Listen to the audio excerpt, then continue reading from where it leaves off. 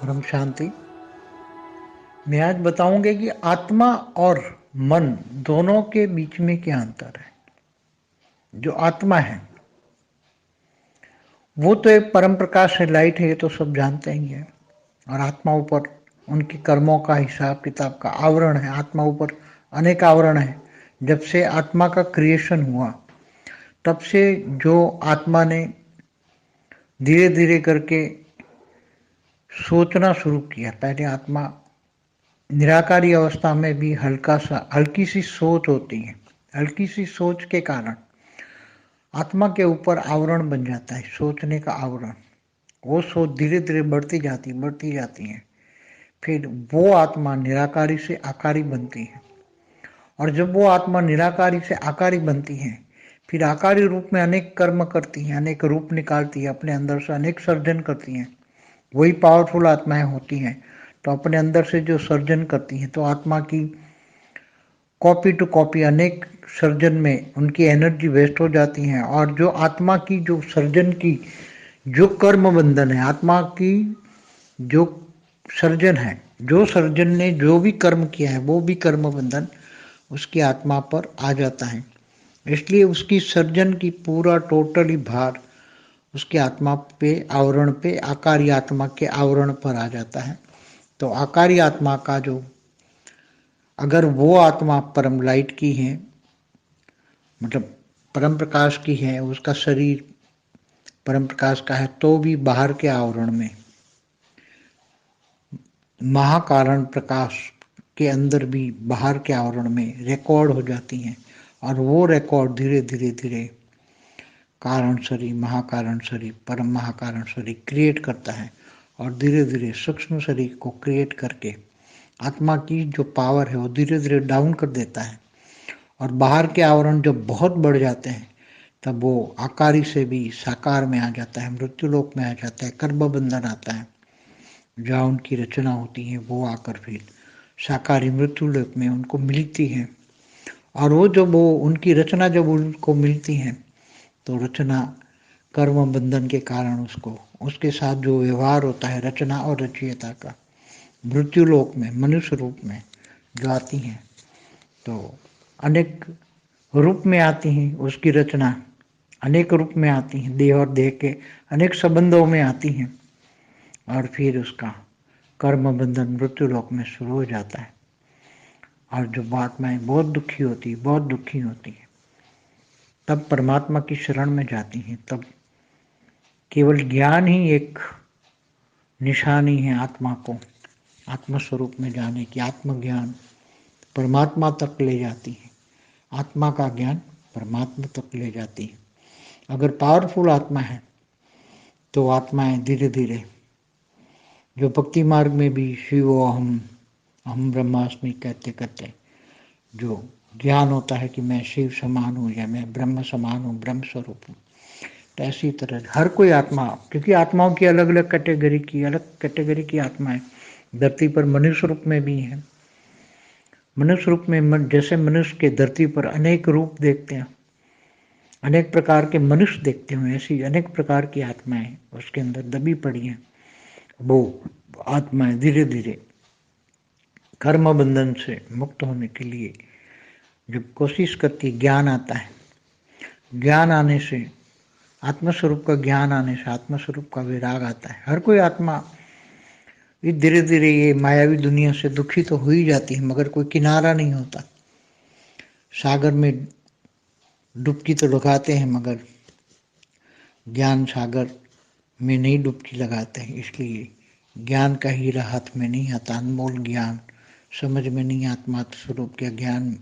आत्मा तो सब मानते हैं, रूह मानते हैं, सोल मानते हैं, सब अनेक धर्म वाले अलग अलग रूप से आत्मा को तो मानते हैं, मगर आत्मा स्वरूप की अनुभूति का ज्ञान, परमात्मा के ज्ञान के या परमात्मा की पावर के बिना नहीं मिल सकता।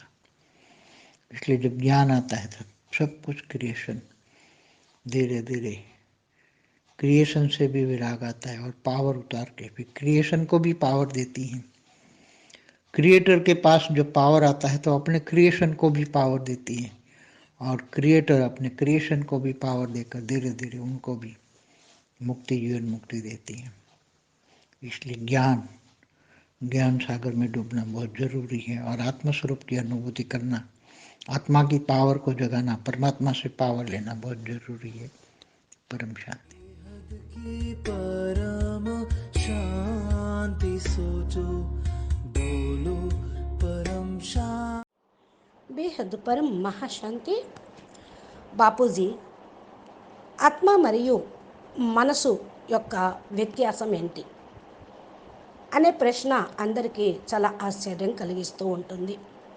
ఆ విషయం ఈరోజు చెప్తూ ఉన్నటువంటి హిందీ వీడియో ఇప్పటి వరకు మీరు విన్నారు. దీనికి తెలుగు అనువాదం బాపూజీ చెప్తూ ఉన్నారు, ఆత్మ మరియు మనసుకి మధ్య చాలా తేడా ఉంటుంది. ఆత్మ ఏదైతే రచించబడిందో అది ఒక పరం ప్రకాశ లైట్ స్వరూపంలో ఉన్నది. దీనిపైన అనేక జన్మల యొక్క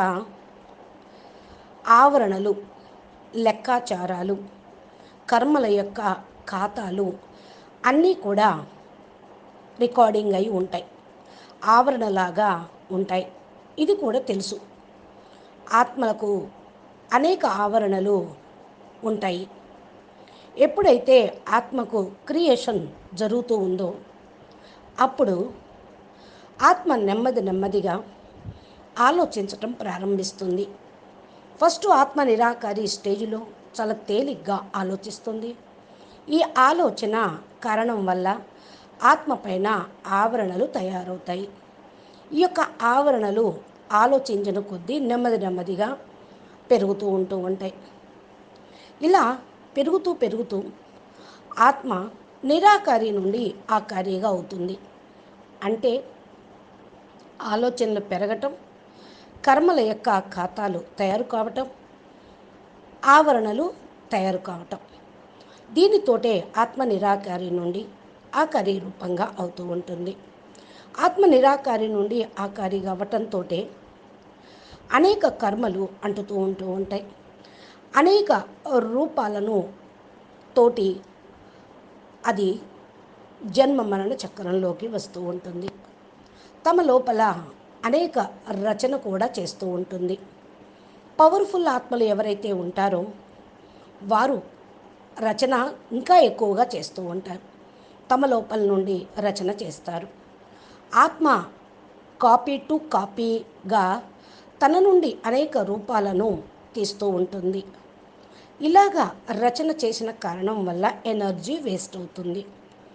ఆత్మ యొక్క ఎనర్జీ ఏదైతే ఉందో అది వేస్ట్ అయిన కారణం వల్ల రచన యొక్క కర్మ బంధన అనేది తగులుకుంటూ ఉంటుంది. ఆత్మకు ఏదైతే సర్జన జరిగిందో ఆ సర్జనతోటి కర్మ చేస్తూ ఉంటుంది. కర్మ బంధన ఆ ఆత్మకు తగులుతూ ఉంటుంది. అందుకే రచన పూర్తిగా టోటలీగా నిండిపోయి ఉంటుంది. రచన ఆత్మ పైన ఆవరణ, ఆకారి ఆత్మగా ఆవరణలు వస్తూ ఉంటాయి. ఆకారి ఆత్మ ఏదైతే మరి పరం లైట్గా ఉన్నటువంటి స్వరూపం నుండే ఆకారి రూపాన్ని తయారు చేసుకుంటుంది. ఆత్మ పరం లైటు, మరి శరీరం పరం ప్రకాశంగా ఫస్ట్ ఉంటుంది. ఇలాగా ఆవరణ వచ్చినటువంటిది మహాకారణ శరీరంగా తయారవుతుంది. ఆత్మ యొక్క ప్రకాశము మహాకారణ శరీరం లోపలికి వెళ్తుంది. బయటకు ఆవరణలో రికార్డింగ్లన్నీ ఉంటూ ఉంటాయి. ఈ రికార్డింగ్స్ నెమ్మదిగా కారణ శరీరం, తరువాత సూక్ష్మ శరీరం, స్థూల శరీరం పైకి వస్తూ ఉంటాయి. అంటే మహాకారణ శరీరం పరం ప్రకాశం లాగా క్రియేట్ చేసుకుంటుంది ఆత్మ. నెమ్మదిగా ఈ యొక్క మహాకారణ శరీరం సూక్ష్మంగానే మరలా కారణ శరీరాన్ని ఒక ఆవరణగా తయారు చేసుకుంటుంది. తరువాత ఈ యొక్క కారణ శరీరం సూక్ష్మ శరీరాన్ని క్రియేట్ చేసుకుంటుంది. ఆత్మలోని పవర్ అంతా నెమ్మదిగా ఈ యొక్క ఆవరణ లోపలికి వెళ్తూ డౌన్ ఫాల్ అయిపోతూ ఉంటుంది. బయట ఆవరణ ఆత్మకు ఈ విధంగా పొరలుగా ఏర్పడతాయి. ఇవి ఆకారి రూపంలోనూ ఉంటాయి. అప్పుడే ఆకారి నుండి మరలా సాకారిగా అవటం జరుగుతుంది. అనగా సూక్ష్మ శరీరం తయారైనప్పుడు పౌరు సూక్ష్మ శరీరంలోకి వెళ్ళినప్పుడు సాకారి రూపంలోకి వస్తుంది. మృత్యులోకంలోకి వచ్చేస్తూ ఉంటుంది. కర్మ బంధనలోకి వస్తూ ఉంటుంది. ఎక్కడైతే దాని యొక్క రచన ఉంటుందో ఆకారి నుండి సాకారి మృత్యులోకంలోకి రావటం అనేది జరుగుతుంది. ఎప్పుడైతే రచన ఇంకా ఎక్కువగా చేస్తూ ఉంటుందో ఈ యొక్క సాకార రూపం కర్మ బంధనాలు ఇరుక్కుపోయి వ్యవహారంలోకి వస్తూ రచన రచయిత మొత్తం కూడా మృత్యులోకంలో మనుష్య రూపంలోకి వచ్చేస్తారు. అలాగా అనేక జన్మలు తీసుకున్నారు అంటే అనేక రూపాల్లోకి వచ్చినట్లే రచన అనేక రూపాల్లోకి వచ్చేస్తుంది. అదే దేహము మరియు దేహ సంబంధికుల యొక్క సంబంధాల్లోకి రావటం. తమ యొక్క కర్మ బంధన అనుసారంగా మృత్యులోకంలో వారి యొక్క గమనం ప్రారంభమవుతుంది. ఎప్పుడైతే ఆత్మ చాలా దుఃఖీగా అవుతూ ఉంటుందో దుఃఖీగా అయిపోయినప్పుడు పరమాత్మ శరణులోకి వస్తుంది. అప్పుడు కేవలం జ్ఞానమే ఒక గుర్తుగా ఉంటుంది. ఆత్మస్వరూపాన్ని తెలుసుకుంటూ ఉంటుంది. ఆత్మ జ్ఞానము పరమాత్మ వరకు కూడా మరి వెళ్ళినప్పుడు ఆత్మ జ్ఞాన స్వరూపంగా అవుతుందో పరమాత్మ వరకు ఆత్మను తీసుకొని వెళ్తూ ఉంటుంది. పవర్ఫుల్ ఆత్మగా అయినప్పుడు నెమ్మదిగా భక్తి మార్గంలో అయితే శివోహం అహం బ్రహ్మస్మి అంటూ యొక్క బ్రహ్మ జ్ఞానాన్ని పొందుతూ నేను శివుడు సమానమైన ఆత్మను, నేను బ్రహ్మ సమానమైన ఆత్మను, బ్రహ్మస్వరూపాన్ని అంటూ ఆ ఆత్మ తయారవుతూ ఉంటుంది. ఆత్మల్లో వేరు కేటగిరీలు వేరుగా ఆత్మలు ఉంటారు. భూమిపైన మనుష్య రూపంలో కూడా ఉంటూ ఉంటుంది. ఏ విధంగా మానవులు భూమిపైన అనేక రూపాలను చూస్తూ ఉన్నారు. మీరు కూడా అనేక రకాల మనుషులు కనపడుతూ ఉంటారు. అనేక రకాల ఆత్మల లోపల కూడా రికార్డింగ్స్ ఉంటాయి. కొందరు మరి ఎత్తుగా పొడవుగా అట్లా రకరకాలుగా ఉంటారు. ఈ రూపాలన్నీ కూడా కర్మ బంధనాలతోటే వస్తూ ఉంటాయి. ఆత్మలో ఎప్పుడైతే కర్మ బంధన సమాప్తమవుతుందో ముక్తి అవ్వటానికి ప్రయత్నం అనేది జరుగుతూ ఉంటుంది. జ్ఞానం వస్తుంది. జ్ఞానంతో ఆత్మస్వరూపం యొక్క జ్ఞానం అనేది కలుగుతూ ఉంటుంది. ఆత్మస్వరూపం యొక్క వైరాగ్యం అనేది రావటంతో ఆత్మ నెమ్మదిగా మాయ యొక్క పొరలను తొలగించుకుంటూ ఉంటుంది. ఆత్మకు వైరాగ్యము జ్ఞాన స్వరూపంగా అయినప్పుడు కానీ ఏ యొక్క ఒడ్డు అనేది బయటకు పడటం అనేది జరగదు. సముద్రంలో మునిగితూ ఉంటే సముద్రం లోపల నిధి నిక్షేపాలు లభించినట్లు ఆత్మ కూడా జ్ఞాన సముద్రంలో మునగాలి. జ్ఞానము మార్గం అనేది లభిస్తూ ఉంటుంది. అమూల్యమైన జ్ఞానం అనేది అర్థం కాదు. ఆత్మస్వరూపం యొక్క జ్ఞానం ఆత్మ అన్నీ అర్థం చేసుకుంటుంది. ఆత్మ అంటే రూహు, సోల్ అని అందరూ ఒప్పుకుంటారు. అనేక ధర్మాల్లో వేరు రూపాల్లో ఆత్మను అంగీకరిస్తూ ఉంటారు. ఆత్మస్వరూపం యొక్క అనుభూతి జ్ఞానము, పరమాత్మని యొక్క పవరు లేకుండా ఏదీ జరగదు. అందుకని ఎప్పుడైతే జ్ఞానం వస్తూ ఉంటుందో అన్నీ కూడా మరి అర్థమవుతూ ఉంటాయి. అప్పుడు క్రియేషను నెమ్మదిగా అంటే దేహ సంబంధికులతోటి వైరాగ్యం వస్తుంది. పవరు ఎట్లా క్రియేషన్లోకి వెళ్ళిపోయిందో వైరాగ్యంతో నిస్సంకల్పంగా అవుతూ పవర్ని ఆత్మ లోపలికి ఛార్జ్ చేసుకోవాలి. అంటే పరమాత్మతోటి కనెక్షన్ జోడించి ఆత్మలో పవర్ నింపుకోవాలి.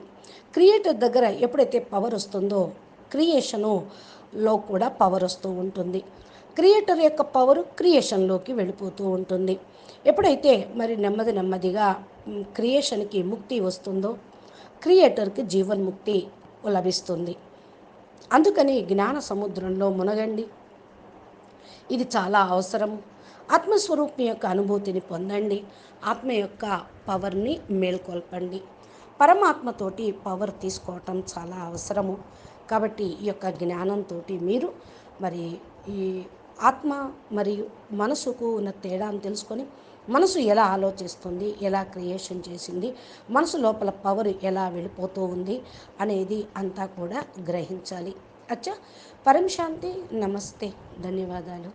బాపూజీ దశరథభాయ్ పటేల్ తెలుగు ఛానల్లో బాపూజీ అద్భుతమైనటువంటి జ్ఞానాన్ని మరి చెప్తూ ఉన్నారు.